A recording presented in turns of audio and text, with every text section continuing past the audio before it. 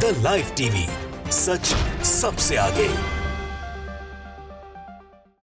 नमस्कार, मैं हूं रंजीत झा और आप देख रहे हैं द लाइव टीवी। बिहार के सियासत में अभी बड़े बड़े खेल तो बाकी ही हैं। सीट शेयरिंग का फॉर्मूला एनडीए में अभी फाइनल भी नहीं हुआ है कि खबर आई है नीतीश कुमार नाराज हो गए हैं और इसका असर भी दिखने लगा है कि जब प्रधानमंत्री नरेंद्र मोदी के सामने भरी सभा में बिहार के मुख्यमंत्री नीतीश कुमार ने यह कहा कि हम बीच में गायब हो गए थे, अब हम प्रधानमंत्री जी आपको आश्वस्त करते हैं कि किसी भी सूरत में आपका साथ नहीं छोड़ेंगे, आपके ही साथ बने रहेंगे। लेकिन बेतिया में प्रधानमंत्री मोदी की सभा हुई और नीतीश कुमार दिल्ली निकल लिए।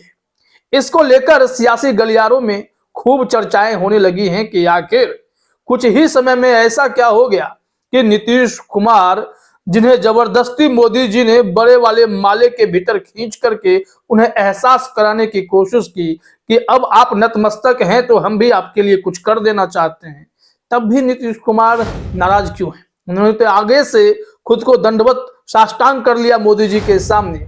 फिर नाराजगी किस बात को लेकर हो गई, यह खेल समझना बेहद जरूरी है। और आपको यह बता दें कि एनडीए का जो यह गठबंधन है बहुत ही बेमेल है। हम समझाते हैं कैसे, लेकिन उससे पहले जरा डीबी लाइव के इस ट्वीट को देख लीजिए, फिर धीरे धीरे तस्वीरें साफ होने लगेंगी।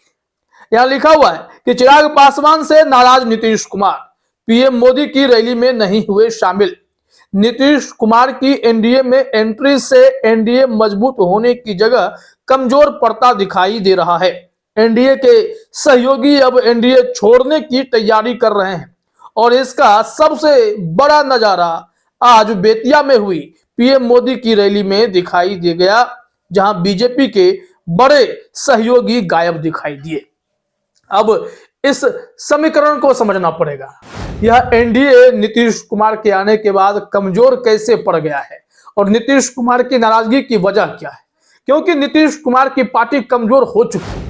ऐसे में जो सीट शेयरिंग का फॉर्मूला तय हो रहा है, बीजेपी अधिक से अधिक सीटें अपने पास रखना चाहती है और जो अलग अलग दल इसमें जुड़ते चले गए हैं उनको भी सीट देना है। नीतीश कुमार दिल्ली में सीट शेयरिंग के फॉर्मूले को तय करने गए हुए थे, वहां चिराग पासवान भी होंगे। अब जरा इस बिहार एनडीए के इस गठबंधन को ही समझ लीजिए आप, इसमें कौन है कौन नहीं है। बार बार पलट जाने वाले नीतीश कुमार, मोदी के आगे दंडवत हो जाने वाले नीतीश कुमार बीजेपी के साथ खड़े हैं। वहीं नीतीश कुमार के शिकार कई बार बन चुके उपेंद्र कुशवाहा भी इसी एनडीए के हिस्से में हैं। फिर आगे जरा सोचिए, जीतन राम मांझी, जो नीतीश कुमार जिन्हें बार बार फजीहत करते रहे हैं, वो भी जीतन राम मांझी नीतीश कुमार के साथ इसी एनडीए का हिस्सा बने हुए हैं। फिर आप चिराग पासवान की बात कर लें, वो चिराग पासवान जिन्होंने 2020 के विधानसभा चुनाव में, बिहार विधानसभा चुनाव में नीतीश कुमार की पार्टी जदयू को कमजोर करके रख दिया और छोटी पार्टी बनाकर रख दिया, वह चिराग पासवान भी इस वक्त बिहार के एनडीए में है। और नहले पे दहले वाली बात यह है कि चिराग पासवान ने तो नीतीश कुमार को कमजोर किया, लेकिन चिराग पासवान को जिसने कमजोर कर दिया, उनके चाचा पशुपति पारस, वो भी इस वक्त कहां है? वही एनडीए में शामिल है। और ऐसे में इन सबको सीटें देनी है लोकसभा चुनाव लड़ने के लिए, और यहीं पर पेच फंसता नजर आ रहा है। नीतीश कुमार इस बात से भी खफा है कि अगर सीट शेयरिंग की बात होगी तो उनके हिस्से जो कम सीटें देने की बात चल रही है वो नीतीश कुमार बर्दाश्त नहीं कर पा रहे हैं। लिहाजा आने वाले इस लोकसभा चुनाव में बिहार की सियासत में कुछ बड़ा खेल भी देखने को मिल सकता है। हालांकि यहां पर सफाई दी जा रही है कि नीतीश कुमार जो हैं दिल्ली इस वजह से निकले हैं क्योंकि उन्हें वहां से स्कॉटलैंड जाना है। बेमौसम बारिश किसे कहते हैं वो आप नीतीश कुमार से समझ सकते हैं, क्योंकि कब पलट जाएंगे ना इसकी गारंटी होती है।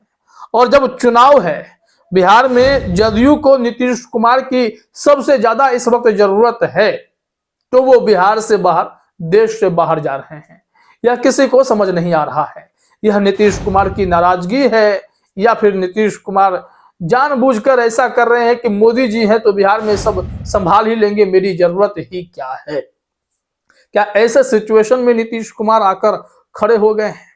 यह तमाम चर्चाओं का दौर इसलिए भी जारी है क्योंकि नीतीश कुमार तो गायब हुए सो हुए, चिराग पासवान अभी तक प्रधानमंत्री मोदी के साथ बिहार की किसी भी सभाओं में मंच साझा नहीं किए। इतना ही नहीं, खबर यह भी है उपेंद्र कुशवाहा भी किसी मंच पर दिखाई नहीं पड़ रहे। तो ये छोटे छोटे दल जो हमेशा बड़ी पार्टियों के लिए मुसीबत बन जाते हैं, सीटें बार्गेनिंग करने में आगे रहते हैं, फिर चाहे मांझी की पार्टी हो या अलग अलग दल हो, वो सभी इस बार बिहार एनडीए को परेशान कर सकते हैं। ऐसी चर्चाएं खूब चल रही हैं। एक रिपोर्ट है, जरा वो भी चलते चलते हम लोगों को देखना चाहिए कि आखिर चल क्या रहा है। अमर उजाला ने इस संबंध में एक खबर प्रकाशित की। लिखा गया है बिहार न्यूज, पीएम मोदी की सभा में सीएम नीतीश क्यों नहीं गए? 4 दिन पहले चिराग पासवान, उपेंद्र कुशवाहा गायब थे। और यहां उपेंद्र कुशवाहा हो या चिराग पासवान हो, बड़ा मुंह खोले हुए हैं।